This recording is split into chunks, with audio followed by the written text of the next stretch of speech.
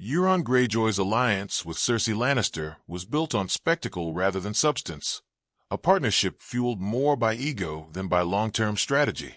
Euron, a man who thrived on unpredictability and dominance at sea, tied his fate to a ruler whose power was already crumbling from within.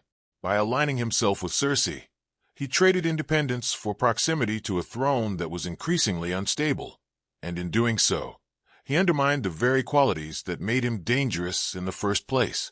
Cersei Lannister, for all her cunning, was a leader cornered by enemies on every side, relying on fear and desperation rather than calculated diplomacy. Euron's decision to support her ignored the obvious signs that her reign was unsustainable. Rather than building his own empire across the seas or consolidating power in the Iron Islands, he became entangled in a losing war that offered him little more than temporary validation. The Ironborn culture, rooted in self-reliance and conquest, stood in stark contrast to the political games of King's Landing. Euron's choice to engage in mainland politics through Cersei was a deviation from his strengths. He was a conqueror, not a court player, and by stepping into Cersei's world, he allowed himself to be defined by her ambitions instead of his own. Moreover, Euron underestimated how disposable he was in Cersei's eyes. She viewed alliances as tools, not bonds, and her history made it clear that loyalty was never reciprocated if it no longer served her interests. Euron's belief that he could secure lasting power through her was a fundamental misreading of her character. Had Euron ignored Cersei, he could have capitalized on the chaos sweeping Westeros without being tied to a single faction. The wars between houses created opportunities for an opportunist like him to strike independently, raiding weakened territories and expanding his influence without the burden of defending a collapsing regime. Instead, his fleet and resources were effectively absorbed into Cersei's war machine. This limited his ability to act freely and turned him into an extension of her strategy rather than a force of his own. His identity as a rogue force diminished the moment he pledged himself to her cause. There was also the question of legacy. Euron sought to be remembered as a legendary figure, yet his alliance with Cersei positioned him as a secondary player in her story.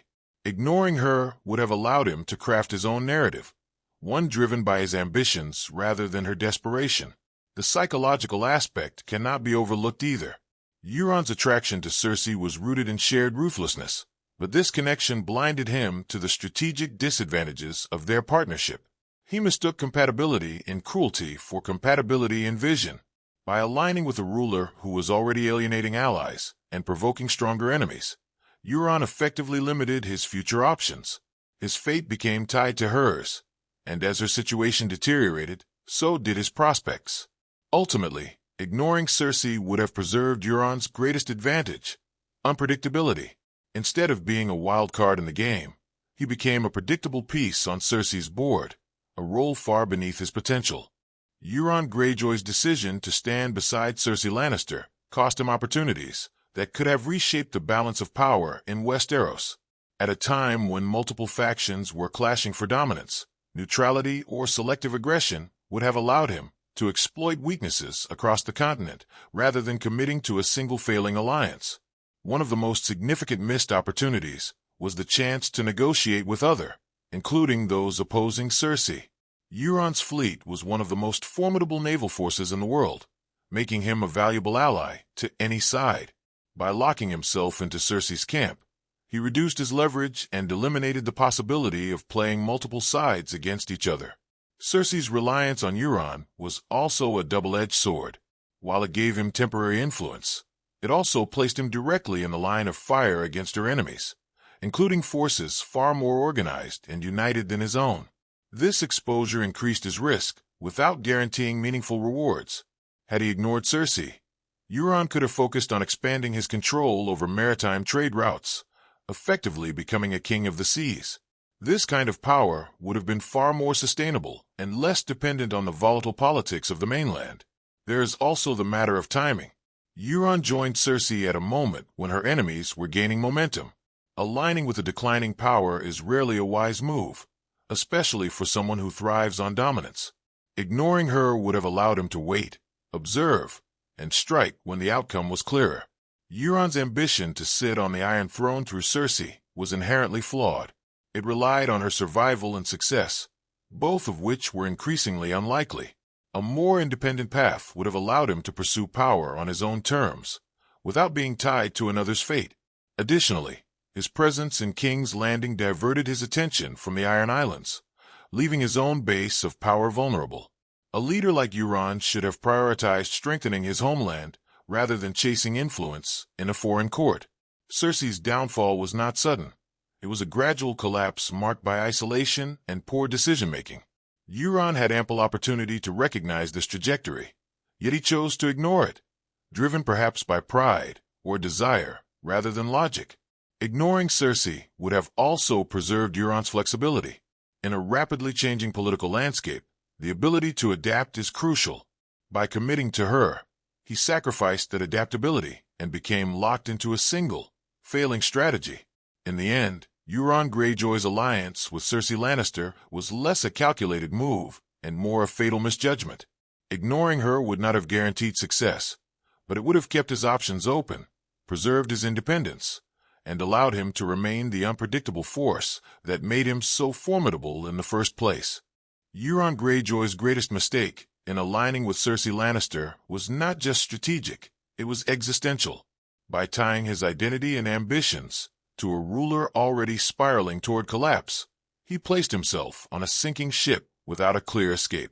Euron prided himself on being a master of chaos, yet in this case, he failed to recognize that he was no longer controlling it, but being consumed by it. Cersei's rule was defined by isolation, paranoia, and a growing disconnect from reality. These traits made her increasingly unpredictable, but not in a way that benefited her allies. For Euron, this meant constantly operating within a framework that lacked consistency or foresight. Ignoring her would have allowed him to maintain control over his own destiny rather than reacting to her increasingly erratic decisions.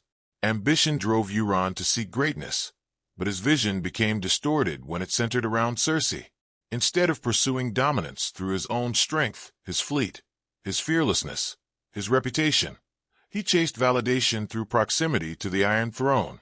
This shift in focus weakened his strategic clarity and made him dependent on outcomes he could not fully influence. There is also a deeper irony in Euron's choice. He saw himself as above the petty politics of Westeros. Yet by aligning with Cersei, he became entangled in the very system he seemed to despise. Ignoring her would have preserved his image as an outsider force, someone who could not be easily categorized or controlled. Euron's downfall, in many ways, reflects a broader theme of overreach. Characters who abandon their core strengths in pursuit of greater power often lose both. By stepping away from the sea, his true domain, and into the volatile world of court intrigue, he placed himself at a disadvantage against players far more experienced in that arena. Furthermore, his alliance with Cersei limited his ability to pivot when circumstances changed. A leader of his supposed cunning should have recognized the importance of adaptability, especially in a war where alliances shifted rapidly. Ignoring her would have kept his options open, allowing him to align with emerging powers or strike independently when opportunities arose. The psychological dimension of Euron's decision is equally significant. His desire to dominate extended beyond territory into personal conquest, and Cersei became part of that ambition. However, this blurred the line between strategy and ego, leading him to make choices that satisfied his pride but undermined his long-term goals. Another consequence of this alliance was the erosion of Euron's mystique. Before Cersei, he was an unpredictable and almost mythic figure, feared for his brutality and cunning. Once he became closely associated with her, he was reduced to a supporting role in her narrative, losing the aura that made him truly formidable. Ignoring Cersei would not have eliminated risk, but it would have ensured that any failure was his own, not the result of another's downfall. There is a significant difference between losing on one's own terms and being dragged down by someone else's collapse, and Euron chose the latter. In the end, Euron Greyjoy's misplaced ambition led him away from independence and toward dependency, from control to submission, and from legend to cautionary tale. Had he ignored Cersei Lannister, he might have remained a true force of chaos, feared, unconstrained, and ultimately far more dangerous.